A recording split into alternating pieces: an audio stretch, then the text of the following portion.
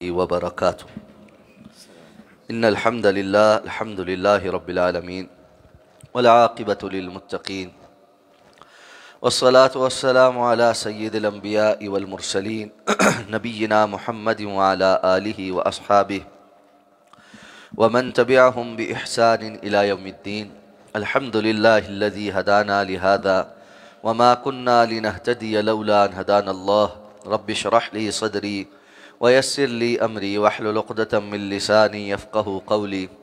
अल्लाहुम्मा अन्फ़अना बिमा अल्लमतना व अल्लिमना मा यनफ़अुना व ज़िदना इल्मा। अल्लाह ताला के फ़ज़ल व एहसान से सूरह अन-निसा की आयत नंबर 56 तक हमारा सबक मुकम्मल हो चुका है। आयत नंबर 57 और 58 इंशाअल्लाह आज हम तिलावत करेंगे। अऊज़ु बिल्लाहि मिनश शैतानिर रजीम।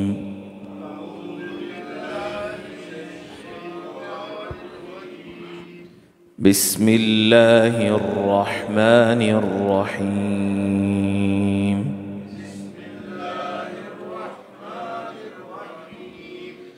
वल्लज़ीन आमनू वअमिलुस्सालिहाति सनुदखिलुहुम जन्नात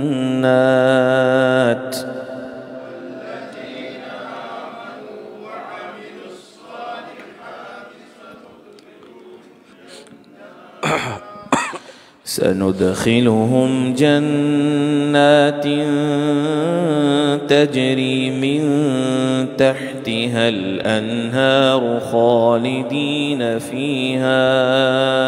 अबदा।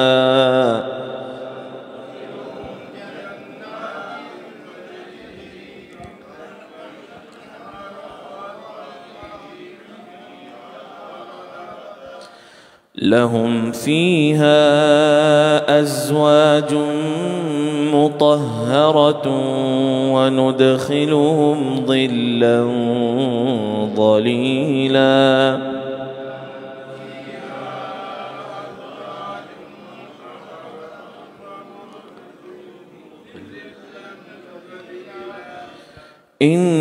इन्नल्लाह यअमुरुकुम अन तुअद्दुल अमानाति इला अहलिहा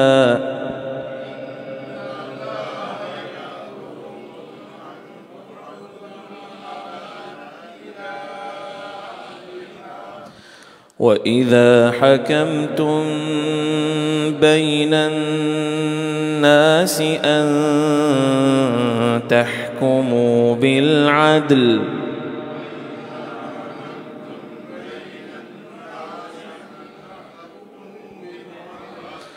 इन्नल्लाह निअम्मा यइज़ुकुम बिहि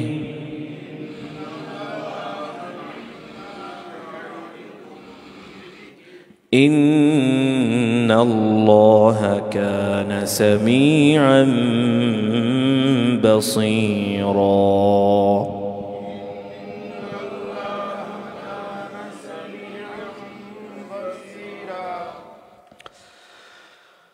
वल्लज़ीन आमनू वअमिलुस्सालिहात, और वो लोग जो ईमान लाए और नेक आमाल करते हैं। सनुदखिलुहुम जन्नातिन तजरी मिन तहतिहा अल-अन्हार, अन करीब हम उनके दाखिल करेंगे बागात में जिनके नीचे से नहरें बहती हैं। खालिदीन फ़ीहा अबदा, और वो उसके अंदर हमेशा हमेशा रहेंगे। लहुम फ़ीहा अज़वाजुम मुतहहरा, उनके लिए उसके अंदर पाक बाज बीवियाँ हैं। वनुदखिलुहुम ज़िल्लन ज़लीला, और हम उनको दाखिल करेंगे घने सायों के अंदर। इन्नल्लाह यअमुरुकुम, यकीनन अल्लाह ताला तुम्हें हुक्म, इन्नल्लाह यअमुरुकुम, यकीनन अल्लाह ताला तुम्हें हुक्म देता है। अन तुअद्दुल अमानाति इला अहलिहा, कि तुम अमानतों को अदा करो उनके अहल के यहाँ। वइज़ा हकमतुम बैनन नास, और जब तुम फ़ैसला करो लोगों के दरमियान। अन तहकुमू बिल अदल, कि तुम फ़ैसला करो अदल के साथ। इन्नल्लाह निअम्मा यइज़ुकुम बिहि, यकीनन अल्लाह ताला तुम्हें बहुत ही अच्छी नसीहत करता है। इन्नल्लाह कान समीअन बसीरा, और यकीनन अल्लाह ताला हमेशा से ही बहुत ज़्यादा सुनने वाले और देखने वाले हैं। गुज़श्ता आयात में جہنمیوں کا تذکرہ ہوا اور کس طرح اللہ ان کو عذاب عطا فرمائیں گے اس کی کیفیت بیان ہوئی۔ اور قرآن مجید کا عمومی اسلوب ہے کہ جب وہ بری چیز کیا یا کفار کا تذکرہ کرتا ہے تو اس کے مقابل اہل ایمان کا تذکرہ بھی کرتا ہے۔ جہنمیوں کا تذکرہ ہوتا ہے تو جنتیوں کا تذکرہ بھی ہوتا ہے، وعد اور وعید دونوں ساتھ ساتھ عموماً آتی۔ تو اسی کی نسبت سے اب فرمایا کہ ان کے مقابلے میں وہ لوگ جو ایمان لائیں گے اور عمل صالح کریں گے ان کو اللہ تعالیٰ عنقریب قریب جنتوں میں داخل کرے گا، ایسے باغات جن کے نیچے نہریں بہتی ہیں، اور وہ باغات بڑے شاندار ہیں اور وہ نہریں بھی بڑی ہی شاندار ہیں۔ سورہ محمد میں اللہ تعالیٰ نے فرمایا کہ مثل الجنت التی وعد المتقون فیہا انہار من ماء غیر آسن، ایسی جنت ہے جس کے اندر شاندار پانی کی نہریں ہیں، پھر اسی طرح دودھ کی نہریں ہیں، شراب کی نہریں ہیں اور شہد کی نہریں ہیں، اور ایسے ایسے چشمے ہیں جن کے اندر کافور کی اور زنجبیل کی آمیزش ہے۔ تو اس لیے ایسی خوبصورت جگہ جس کا تصور در حقیقت انسان کے لیے ممکن نہیں، اس لیے کہ اس نے اس جیسی کوئی چیز دیکھی نہیں، اسی لیے رسول اللہ صلی اللہ علیہ وسلم فرمایا کہ کسی آنکھ نے ویسی نعمت دیکھی نہیں، کسی کان نے سنی نہیں، اور نہ ہی کسی انسان کے دل پر ابھی اس کا صحیح طرح سے گمان پیدا ہو سکتا ہے، تصور پیدا ہو سکتا ہے کہ ہم جتنا بھی اچھا تصور کر لیں اپنے دنیاوی مشاہدے کے زیر اثر ہی کر سکتے ہیں، دنیاوی مشاہدے سے باہر نہیں نکل سکتے۔ تو دنیا اور جنت کا کوئی مقابلہ نہیں ہے۔ دنیا اور جنت کے اندر ناموں کی صرف مشابہت ہے، چیزوں کی ناموں کی مشابہت، کہ دنیا میں بھی باغ ہوتا ہے وہاں بھی باغ ہوگا، دنیا میں بھی گھر ہیں وہاں پہ بھی محل ہیں، دنیا میں بھی پھل ہے وہاں پہ بھی پھل ہے، وہاں بھی یہاں بھی نہریں وہاں بھی نہریں، لیکن حقیقت میں صرف لفظوں کی مشابہت ہے، وگرنہ ان کی حقیقت یکسر دنیا سے مختلف۔ اور اس سے یہ اندازہ لگا لیں کہ کس قدر مختلف، کہ دنیا میں کوئی بھی نعمت میسر آ جائے اس کا ابتدائی حصہ بہت انسان کو لذت دیتا ہے، اور تھوڑی دیر کے بعد جیسے جیسے انسان اس کو استعمال کرتا جاتا ہے اس سے انسان کا دل بھرتا جاتا ہے۔ کھانا ہے، بہت بھوک لگی ہے، پہلا نوالا آپ کو بہت زیادہ ذائقہ والا لگتا ہے، اور کھاتے کھاتے ایک نوبت یہ آتی ہے کہ انسان چھوڑ دیتا ہے، اور اس کے بعد اگر انسان کو کھلایا جانے لگے تو اس کو ابکائی آنے لگتی، اور یہی معاملہ دنیا کی ہر چیز کا، ہر چیز کا۔ جبکہ جنت اس کے بالکل برعکس، کہ جنت میں ہر منظر نے، ہر ذائقے نے اور ہر نعمت نے پہلے سے بڑھ کر انسان کو لذت عطا کرنی ہے، اور اس کو اس سے پہلے سے زیادہ اچھے طریقے سے استعمال کرنے پر اللہ تعالیٰ نے اس کا مزہ دینا۔ تو اس لیے فرمایا کہ اور پھر وہ اس کا ایک اور خاصہ کیا ہے، خالدین فیہا ابدا، کہ اس کے اندر وہ ہمیشہ رہیں۔ اور یہ بھی دنیا سے یکسر مختلف بات کہ دنیا میں انسان کو جو کچھ بھی مل جائے بہرحال اس نے یہاں سے جانا ہے، اور جنت میں ہمیشگی کی زندگی۔ بعض لوگ یہ سوچتے ہیں کہ جنت کی ہمیشگی کی زندگی میں کیا کریں، ہمیشہ زندہ رہنا ہے تو انسان کے لیے چام ختم نہیں ہو جائے گا۔ تو تھوڑا سا اگر انسان غور کرے کہ دنیا کی اتنی مصیبتوں اور پریشانیوں کے باوجود بندہ مرنا نہیں چاہتا اور دنیا میں جینا چاہتا ہے، تو جس جنت میں پریشانیاں اور مصیبتیں نہیں ہوں گی، اور جو انسان چاہے گا ویسے اپنی زندگی کو مزین کر سکے گا، اور اللہ تعالیٰ اس کی مہمان نوازی کریں گے، وہاں کبھی وہ بور ہوگا، کبھی ایسا نہیں ہوگا۔ تو فرمایا لہم فیہا ازواج مطہرہ، ان کے لیے وہاں پر پاک باز بیویاں ہیں۔ ازواج جو ہے یہ شوہر اور بیویوں دونوں کے لیے بولا جاتا ہے، مردوں کے لیے کہا جائے گا تو بیویاں ہیں، اور عورتوں کے لیے بولا جائے گا تو شوہر ہیں۔ پاک باز یعنی اللہ رب العزت نے ان کو تمام گناہوں سے پاک کر کے جنت میں بھیجا ہے، ایک معنی تو یہ ہے۔ دوسرا، دنیاوی اعتبار سے جس طرح دنیا کے اندر بعض اوقات مرد اور خواتین اپنی عصمت کی حفاظت کرنے والے نہیں ہوتے، تو ایسا ہوتا ہے کہ کسی عورت کے ساتھ ایسا بندہ اس کے نکاح میں آ جاتا ہے کہ جو پاک باز نہیں ہوتا، کسی مرد کے نکاح میں ایسی عورت آ جاتی ہے جو پاک باز نہیں ہوتی، لیکن جنت میں یہ اللہ تعالیٰ نے نعمت عطا فرمانی ہے کہ جنتیوں کے جو زوج ہوں گی وہ پاک باز مطہرہ پاکیزہ ہیں، کسی قسم کی وہاں پر فحاشی اور بد کرداری کا کوئی تصور موجود نہیں۔ وَنُدْخِلُهُمْ ظِلًّا ظَلِيلًا، اور ہم ان کو ایک گہرے سائے کے اندر داخل کریں گے، گہرے سایوں میں ہوں گے۔ سائے کی ایک یعنی اچھائی یہ ہوتی ہے کہ وہ گھنا ہو اور گہرا ہو۔ اگر کسی جگہ پر دھوپ تیز ہے اور وہاں پر سایہ ہے، لیکن سورج کی جو کرنیں اس کے اندر سے چھن چھن کر آ رہی ہیں اور آدھی دھوپ پڑ رہی ہے اور آدھی جو ہے وہ سایہ ہے، تو انسان اس میں سکون نہیں محسوس کرتا۔ تو اللہ تعالیٰ نے نعمتوں والا گہرا سایہ عطا فرمانا ہے جس میں انسان پوری راحت کے ساتھ بیٹھ سکے گا۔ اور رسول اللہ صلی اللہ علیہ وسلم فرمایا کہ جنت میں ایسا درخت ہے کہ سوار اس کے سائے میں 100 سال تک دوڑتا رہے تو اس کا سایہ ختم نہیں ہوتا۔ اور انسان ایسے کتنے درخت اپنے زبان سے کچھ کلمات ادا کر کے لگا سکتا ہے۔ رسول اللہ صلی اللہ علیہ وسلم جب معراج پر گئے تھے اور حضرت ابراہیم علیہ السلام سے ملاقات ہوئی تو ابراہیم علیہ السلام نے امت کے لیے پیغام دیا تھا، اور وہ ہم سب کے لیے پیغام کہ اپنی امت کو میرا سلام کہے اور اس کو یہ پیغام دے کہ جنت کی زمین بڑی زرخیز ہے اور وہ اللہ نے ابھی خالی رکھی ہے، اور وہاں پر بڑی جگہ ہے کہ انسان اپنے لیے باغات اگا سکتا ہے۔ اور ساتھ یہ نصیحت کی کہ وہاں کا بیج کیا ہے؟ سبحان اللہ، الحمدللہ، اللہ اکبر، لا الہ الا اللہ۔ تو جو چاہتا ہے کہ اس کے وہاں پر باغات گھنے ہو، وہ کثرت کے ساتھ یہ کلمات پڑھے۔ اور یہ بات ذہن میں رکھیں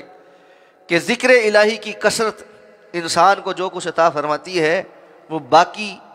اس کے مقابلے میں کوئی چیز مقابلہ نہیں کر سکتی، اس لیے کہ جس طرح اللہ کی ذات کا کوئی مقابلہ نہیں، اسی لیے اللہ کی بات کا اور اللہ کے نام کا بھی کوئی مقابلہ نہیں۔ اس لیے جو اللہ کے نام کو یاد رکھتا ہے، اللہ کو یاد رکھتا ہے اور کثرت کے ساتھ اپنی زبان کو اللہ کے ذکر سے تر رکھتا ہے، بڑی آسانی کے ساتھ جو خیر وہ سمیٹ لیتا ہے، کوئی اور نہیں سمیٹ سکتا۔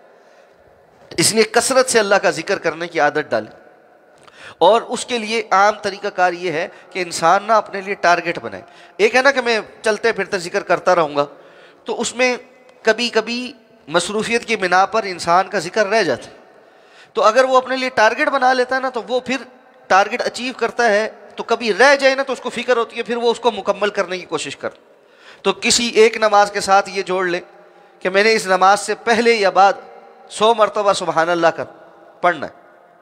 اور کسی ایک نماز کے ساتھ جوڑ لیں کہ الحمدللہ کے 100 مرتبہ ورد کرنا ہے، کسی ایک نماز کے ساتھ یہ جوڑ لیں کہ میں نے اللہ اکبر پڑھنا ہے، کسی ایک نماز کے ساتھ لا الہ الا اللہ، کسی ایک نماز کے ساتھ لا حول ولا قوت الا باللہ۔ اسی طرح چلتے پھرتے استغفر اللہ کہ جی میں یہاں سے وہاں جاتا ہوں، روزانہ جاتا ہوں، اتنی دیر تو گاڑی چلاتا ہوں نا۔ مثلا سوری صاحب آتے اپنے گھر سے یہاں آتے، گاڑی پہ بھی آئے نا تو آرام سے آتے آتے گاڑی چلا کر یہاں پہنچتے گاڑی کھڑی کرتے ہوئے 100 مرتبہ استغفر اللہ پڑھا جا سکتا، اور 100 مرتبہ واپسی جاتے پڑھا جا سکتا ہے۔ تو یہ ٹارگٹ رکھ لیں کہ جی اس دورانیے کے دوران میں نے کیا کرنا ہے، اس دورانیے کے دوران کیا کرنا ہے۔ اس سے یہ ہوگا کہ انسان اپنے اوپر ایک پابندی جو لگاتا ہے، اس سے وہ کام کرنے میں آسانی ہو جاتی۔ اگر کبھی ایسا موقع آیا کہ جی جلدی وہ ذکر مکمل ہو گیا، ٹائم ہے، اور پڑھ لے، اور پڑھ لے، جتنا زیادہ پڑھیں اتنا زیادہ فائدہ ہے۔ تو سبحان اللہ، الحمدللہ، اللہ اکبر، لا الہ الا اللہ، لا حول ولا قوت الا باللہ، استغفر اللہ، اور رسول اللہ صلی اللہ علیہ وسلم پر درود، اس کی کثرت کریں اپنی زندگی، بہت زیادہ اس کی جو ہے نا عادت ڈالیں اپنے آپ کو کہ چلتے پھرتے انسان یہ اذکار کرتا رہے۔ یقیناً میں آپ کو بتاؤں کہ انسان کو اندازہ بھی نہیں ہوتا کہ اللہ رب العزت کے ہاں اس کا ان اذکار کی وجہ سے کیا مقام اور مرتبہ ہو، اور وہ کتنی خیر سمیٹ رہا ہے۔ اور اگر بندہ یہ نہیں کرے گا تو کچھ اور تو کرے گا نا، کچھ اور تو کرے گا، یا چپ کر کے ایویں بیٹھا ہوا ہے وقت ضائع کر رہا ہے، یا کوئی اور فضول بات کر رہا ہے جس کے نتیجے میں اس کی زبان سے کوئی نہ کوئی بات ایسی نکلے گی جو اس کے خلاف لکھی جا رہی۔ تو اس زبان کو استعمال کرتے رہیں خیر پر، تاکہ یہ شر پر استعمال نہ ہو۔ اور جب انسان اپنے آپ کو تنہائیوں میں خیر کی ذکر کی عادت ڈالتا ہے تو اللہ تعالیٰ عام طور پر بھی اس کی حفاظت کرتے ہیں اور توفیق عطا فرماتے ہیں کہ جب وہ زبان سے بات نکالے خیر والی ہے۔ اور جو بندہ عام طور پر چپ کر کے بیٹھا رہتا ہے، شیطان اس پر حاوی ہوتا ہے، اور اس کے لیے یہ امکان بڑھ جاتا ہے کہ عام طور پر جب گفتگو کرے گا تو کوئی گالم گلوچ کرے گا، کوئی غیبت چغلی کرے۔ اس لیے خیر کے اوپر اپنے آپ کو مصروف رکھنا۔ فرمایا اللہ تعالیٰ تمہیں اس بات کا حکم دیتے ہیں کہ امانتیں ان کے اہل کو سونپو۔ بعض مفسرین نے لکھا ہے کہ یہ آیا مبارکہ اس وقت نازل ہوئی کہ جب فتح مکہ ہوا تو رسول اللہ صلی اللہ علیہ وسلم سے بیت اللہ کی چابیاں حضرت عباس رضی اللہ تعالیٰ عنہ نے مانگی۔ بیت اللہ کے معمولات کا پتہ ہے کہ بہت سارے وہاں پر نا معمولات ہوتے تھے، جیسے پانی پلانے کی ذمہ داری ایک قبیلے کے پاس تھی، کھانا کھلانے کی ذمہ داری ایک قبیلے کے پاس تھی، اسی طرح چابیاں جو ہے وہ ایک قبیلے کے پاس تھیں، اس کو قبیلہ شیبہ کہا جاتا۔ تو جو ہے نا اس وقت یہ چابیاں جو ہے یہ حضرت عثمان بن طلحہ رضی اللہ تعالیٰ عنہ جو بھی مسلمان نہیں ہوئے تھے ان کے پاس تھی، یہ شیبہ خاندان سے تھے اور نسل در نسل یہ بیت اللہ کی کلید بردار تھے، چابیاں ان کے خاندان کے پاس ہوتی تھی۔ تو یہ بیت اللہ کی چھت پہ چڑھ گئے، رسول اللہ صلی اللہ علیہ وسلم نے ان سے کہا کہ آپ بیت اللہ کی چابیاں ہمیں دے دیں، تو کہنے لگے کہ یہ چابیاں میں نہیں دوں گا۔ آپ نے حکم دیا، صحابہ نے پکڑا، چابیاں لے لی۔ اس موقع پہ یہ آیت نازل ہوئی، ان اللہ یأمرکم ان تؤدوا الامانات الی اہلھا، اللہ آپ کو اس بات کا حکم دیتا ہے کہ آپ امانتوں کو ان کے اہل کے سپرد کریں۔ آپ نے عثمان بن طلحہ کو واپس بلایا، جبریل نے آپ کو بتلایا کہ اللہ تعالیٰ چاہتے ہیں کہ یہ چابیاں واپس عثمان بن طلحہ کو ملیں، اور اس بات کا اعلان بھی کر دیں کہ قیامت تک یہ چابی اسی خاندان میں رہے گی۔ تو عثمان بن طلحہ کو بلا کر آپ صلی اللہ علیہ وسلم جب وہ چابیاں واپس کی تو انہوں نے اس وقت کلمہ پڑھا اور مسلمان ہو، اور اس دور سے لے کے آج تک رسول اللہ صلی اللہ علیہ وسلم کی اس حدیث پر اسی طرح عمل۔ یہ شیبی خاندان کے پاس یہ اعراض ہے، سعودی عرب کا فرما روا کوئی بھی ہو اور حکومت کسی کی بھی ہو، بیت اللہ میں اگر کسی نے داخل ہونا ہے تو ان کے خاندان کے ایک بندے نے آنا ہے، اس نے تالا کھولنا ہے، وہ کھولے گا تو کوئی اندر جائے گا، واپس تالا وہ بند کرے گا، چابی ان کے پاس رہے گی۔ تو یہ ایک اعزاز ہے جو اللہ تعالیٰ نے ان کو عطا فرمایا۔ اس کے ساتھ ساتھ یہ حکم عام بھی ہے کہ جب کبھی بھی امانتیں کسی کے سپرد کرنی ہو تو اس کی اہلیت دیکھو کہ اس میں یہ اہلیت ہے بھی کہ نہیں۔ یہ نہیں کہ کسی کی سفارش پہ، قرابت داری کی وجہ سے، کسی کے بغض میں، کسی دوسرے کو بڑھانے کے لیے جو ہے نا کسی چیز کی امانت اس کو پکڑا دی جائے۔ اور امانت ذمہ داری کا نام ہے اصل۔ رسول اللہ صلی اللہ علیہ وسلم سے جب آپ نے یہ فرمایا کہ قیامت کے قرب میں سب سے پہلے امانت اٹھا لی جائے گی اور خیانت عام ہو جائے گی، تو آپ سے پوچھا گیا ایسے کیسے؟ تو آپ نے فرمایا کہ اذا وسد الامر الی غیر اہل، جب معاملات کو نااہل لوگوں کے سپرد کر دیا جائے، ذمہ داری اٹھانے کے قابل نہیں لیکن اس کو دے دی، پتہ ہے کہ اس کے اندر قابلیت کوئی نہیں، تو ایسے میں جب اس طرح سے ذمہ داریاں تقسیم ہونے لگیں گی، لوگ اپنے تعلقات اور اپنی قرابت داریاں ان چیزوں کی بنیاد پر نااہل لوگوں کے سپرد ذمہ داریاں کرنے لگیں گے، تو پھر آپ نے فرمایا فانتظر الساعہ، قیامت کے قائم ہونے کا انتظار کرنا۔ اور آج ہمارے سامنے جو کچھ مرضی ہو جائے، ووٹ تو جی ہم نے برادری کو دینا، جو کچھ مرضی ہو جائے ہمارا تو جی فلاں سے تعلق ہے اس لیے ہم نے ووٹ اس کو دینا ہے، ہم نے ذمہ داری اس کو دینی۔ تو یہ معاملہ بڑا سنگین ہے، اس معاملے میں انسان کی پوچھ ہوگی، اور یہ بات سامنے رہنی چاہیے کہ ذمہ داری ہر بندے کو آگے بڑھ کے قبول نہیں کرنی چاہیے کہ جی مجھے دے دو مجھے دے دو۔ یہ جو ہم ووٹ مانگتے ہیں، منصب مانگتے ہیں، انسان کو حتی الامکان کوشش کرنی چاہیے کہ وہ ذمہ داری اور منصب سے پیچھے رہے، الا یہ کہ اس کے سپرد سمجھدار لوگ کر دیں تو وہ اس کا تقاضا پورا کرے، لیکن خود آگے بڑھ بڑھ کر منصب مانگنا یہ ٹھیک طریقہ کار نہیں۔ رسول اللہ صلی اللہ علیہ وسلم نے فرمایا ہم سے جو ذمہ داری طلب کرتا ہے ہم اس کو ذمہ داری نہیں دیتے، اور کسی انسان کے اندر کسی چیز کی صلاحیت نہ ہونا یہ اس کی کوئی کمی نہیں ہے کہ انسان کہ جی مجھے اس قابل نہیں سمجھا، انہوں نے میری بے توقیری کر دی، میری بے عزتی کر دی، بلکہ بات یہ ہوتی ہے کہ کچھ لوگوں کے اندر اللہ نے کچھ اور صلاحیتیں رکھی ہوتی ہیں اور کچھ میں کچھ اور۔ اب دیکھیں حضرت ابو ذر رضی اللہ تعالیٰ عنہ جلیل القدر صحابی، آپ صلی اللہ علیہ وسلم کو ڈیوٹیاں لگا رہے ہیں تو وہ کہتے ہیں اللہ کے رسول صلی اللہ علیہ وسلم آپ نے باقیوں کو ذمہ داریاں دی ہیں، مجھے کوئی ذمہ داری نہیں دی، مجھے بھی کوئی ذمہ داری دے۔ آپ صلی اللہ علیہ وسلم نے ان کو فرمایا کہ ابو ذر انک رجل ضعیف، تم کمزور آدمی ہو اور تم یہ ذمہ داری جو ہے نا اس کا بڑا بوجھ ہوتا ہے، اس کو اٹھانے کے قابل نہیں ہو، اور تمہیں میری نصیحت یہ ہے کہ تمہیں 2 بندوں میں سے بھی کسی ایک کا امیر بنایا جائے تو تم امیر نہ بن۔ اب اللہ کے رسول صلی اللہ علیہ وسلم کو یہ بات بتا رہے ہیں، اس کا مطلب یہ تو نہیں کہ ان کی کوئی شان میں کمی ہوگی، یہ ان کی بھلائی ہی تھی کہ اللہ کے رسول صلی اللہ علیہ وسلم نے ان کے اندر وہ چیز محسوس کرتے ہوئے ان کو کہا کہ آپ یہ ذمہ داری نہ اٹھانا۔ اگر کوئی بڑا کسی وقت آپ کو یہ آپ کی معاملات اور صلاحیتوں کو دیکھتے ہوئے آپ کو نصیحت کرے نا کہ یہ کام نہ کرو، آپ میں یہ صلاحیت نہیں ہے، اس یہ نہ کرنا، تو بجائے اس کے کہ بندہ منفی سوچے کہ اس نے مجھے منع کر دیا، اس نے مجھے نہیں دیا، دوسروں کو ذمہ داریاں دے رہا ہے، دوسروں کو نواز رہا ہے، مجھے نہیں پوچھا، انسان ہے نا، شیطان آ کر انسان کے اندر وسوسے ڈالتا، اس کو یہ سوچنا چاہیے کہ اس نے میرے ساتھ بھلائی کی کہ میں کل کلاں کو یہ ذمہ داری اٹھا لیتا اور اس کا تقاضا پورا نہ کر سکتا اور جواباً اللہ کے ہاں مجرم ہوتا، اس سے بہتر ہے نا کہ اس نے مجھے نہیں یہ ذمہ داری دی۔ تو اس لیے اگر ذمہ داری ملے